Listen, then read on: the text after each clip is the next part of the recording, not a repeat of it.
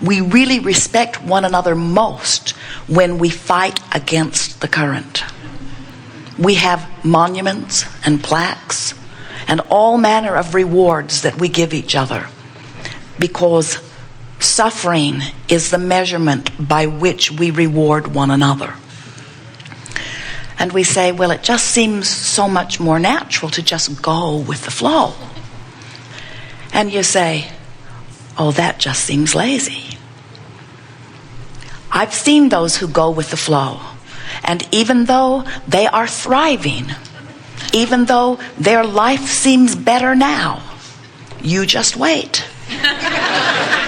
When they die, they'll find out they should have been suffering in this human life.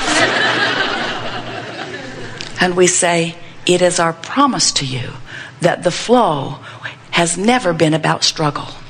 When you line up with the energy of your source and you get into vibrational alignment with who you really are, you feel the true power of the universal source energy that is your legacy. It is your inheritance. It is the river on which you live. And so that's what we want to talk about today. We started to say coerce, but that's really not our style. We want to coerce you to learn to allow. We want to remind you of the power of the flow. And we want to remind you of how you can tell when you are allowing the flow or the source energy current to carry you. And we want to help you to remember that the guidance that is within you lets you know in every moment how much allowing of the flow or resisting of the flow you are doing in any moment. And as you reacquaint yourself with the emotional guidance system that is within you, as you begin to utilize your emotional guidance system in the way you knew you would when you made the decision to come forth into this physical body, as you reactivate within yourself the memory of who you really are, as you reactivate within yourself, as you come into vibrational alignment with the way source feels about you, then you'll be in your canoe and you'll be floating with the current, and you can use your clever, creative, specific personality, intent to guide your life into all of the fabulous, satisfying nooks and crannies that are there for your discovery, for your creation. But when you use everything you've got to fight against the current, life never gets very good for you. And as you compare your life with others who are also fighting against the current, you don't get accurate feedback. You have no idea how good it could be when you are comparing your life with others who are also not going with the flow. We like to talk about this flow, and we like to talk about this emotional guidance scale. And we want to remind you that there are so many emotions, more words than we could speak if we tried all day. But along this scale, up here in the good feeling emotions, where love and appreciation are, is your perception of your freedom. And down here in the not good feeling emotions, where fear and depression and despair are, is your perception of lack of freedom. We want you to realize that you are always free. You are so free you can create bondage for yourself. But you are the only one doing it, which means you are utterly free. You are free to choose your vibrational place along this stream or along this emotional scale. What happens so often is, as you have approached life or given your attention to something, and as you do, you feel the discord in your being about it. Let's say something has happened and you are focused in a way that you are feeling absolute despair. Well, your source, who is this powerful part of you, not separate from you ever, is offering the vibration of who you really are. And this is the way that it works. So as your vibration, as your life experience causes you to sift through your life experience, that sifting through causes you to offer a constant birthing of new desires. And the thing that we think that most of our physical friends don't realize is that when you in your body have an experience which causes you to ask for something more, in that asking for something more, the non-physical part of you becomes it immediately. The non-physical part of you becomes it immediately. That's why we write a book that says, ask and it is given.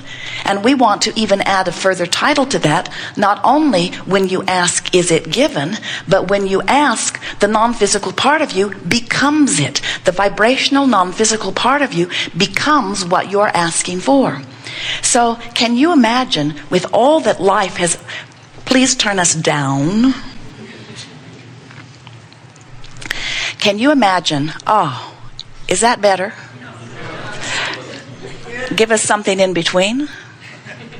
Something less with house and more with your own. How is that? Better? So when your life experience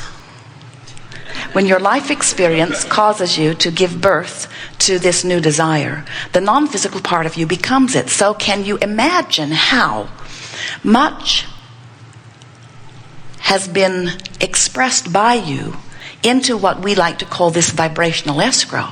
Can you imagine what the larger part of you has already become as a result of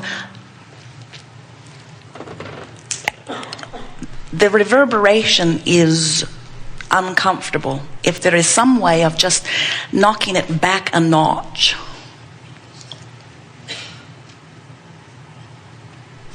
that may help. So as your life experience causes you to contribute to this vibrational escrow again and again and again, this vibrational escrow becomes your future experience if you will but allow it to be. And the thing that most of our physical beings do not realize is that that vibrational escrow, that the non-physical part of you not only is providing for you, but has literally become, is the strongest vibration of you. It literally is your current. It becomes the current of your stream. And so it is always calling you toward it. So what happens is that stream was flowing before you came forth into this physical body. And that stream is flowing now as a result of what you have been contributing in this physical body. And so as the stream that was you before you came into this body is now added to by the stream that you are contributing to as you are sifting through the contrast, there is this powerful stream of all of the desires that you in your physical and non-physical form have set forth. It is a powerful, wonderful stream. And when you go with the flow of that stream, you feel yourself carried on the current. That's what passion feels like. That's what love feels like. That's what joy feels like.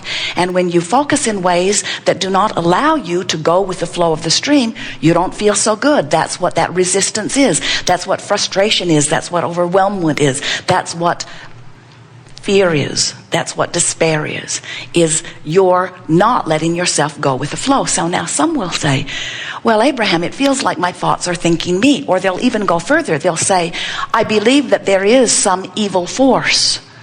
There is another stream. It is the stream of badness or the stream of darkness. And we say everything that you feel, that you try to describe in that way, is only your resistance. You're not letting yourself go with the stream that is really flowing. Can you feel that?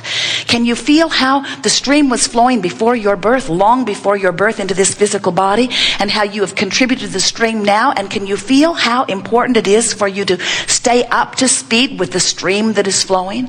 When you let yourself go with your flow, you feel wonderful. And when you don't let yourself go with your flow, you feel frustration, you feel overwhelmment, you feel anger, you feel rage, you feel depression, you feel any manner of things. But it's not because there's another flow pulling you. It's because you are holding yourself in resistance to the flow. Jerry and Esther, with dear friends, went on a whitewater rafting trip yesterday or day before, and as they were in the river, a very fast moving river, it was very obvious to them that they could not have for any length of time survived an effort at going against that flow. In other words, they were going with the flow because the flow was so powerful in relationship to who they are. And we want to say to you that your flow is powerful in relationship to who you are also. And when you are little, before you have even decided to make the effort to paddle upstream, you just go with the current. You just go with the current, and it's a lovely ride. But over time and over generations, your society, your historical background, the people of your world have gotten better and better and better at going against the current. And so some of you can hold yourself against the current. In other words, it doesn't sweep you into the direction of thriving in the way that it would if you just let go and go. As people, you get so good at doing things other than using your own emotional guidance system to figure out which way is in the direction of your flow that you might find it hard to believe. But some people actually come to these audiences from time to time and claim that they can't tell. They can't tell which way is the flow. They'll say, I have this dilemma or I have this opportunity and I cannot tell which way is the way to go. And we want to, as we are playing together today, we want to help you to realize that as you begin to listen for the call of Source, and that's the point that we are really wanting to make with you, that is a relatively new point for some of you, is that your life has caused you to become something that is always calling you forward. And if you're not letting yourself go in the direction of the call, you feel uncomfortable. We've been talking to you for a while about being the deliberate creator of your own experience. And we've been talking to you about allowing and resisting. And you've been hearing us talk about positive emotions and how those good feeling emotions means that you are letting yourself go with the flow, that you are letting yourself be the receiver of the things that you're wanting, and that negative emotion means that you're holding yourself in resistance. But we want you to consider something that is so important, and that is, in the moment that you turn in the direction of the current, the pressure is released and you begin feeling better right away. And what we notice with so many of our physical friends is that when you are standing in the absence of something that you want, and what you want is over here and where you are is over here, you feel like you've got to get over here to where what you want is before you will feel better. And we're wanting you to understand that you can't jump from over there to over there instantaneously. In this physical environment where there is this buffer of time, it takes some time for you to achieve vibrational alignment with that which you want. So if you are determined to be unhappy until you get there, you'll never ever get there. And what we want you to understand is that in the moment that you turn in the direction of where you want to be, you will begin to feel the relative relief of no longer bucking the current. And just making peace with where you are will cause the current to take you right to the fulfillment of that which you are reaching for. If your radio dial is set on 6:30 a.m., you cannot achieve listening to a program that's being broadcast from the tower at 98.7, the frequencies have to match up. It just never works out. And yet some of you have your frequency set on, I'm sick and I want to be well. And then you cannot understand how it is that you cannot be well. And we say, you cannot keep beating the drum of sickness, which has you pointed in the opposite direction. You've got to make peace with where you are. And in the moment that you stop beating the drum of sickness, the current will carry you toward wellness. We promise you that it will. Jerry and Esther have navigational systems in their vehicles. You probably do too. And the system is based upon only two things. Where are you in relationship to where you want to be? So they program in their desired destination, and the system gives them turn-by-turn directions of how to get to where they want to be. Can you imagine Magellan deciding to get very helpful and overlaying 10 or 20 other people's current location and destinations?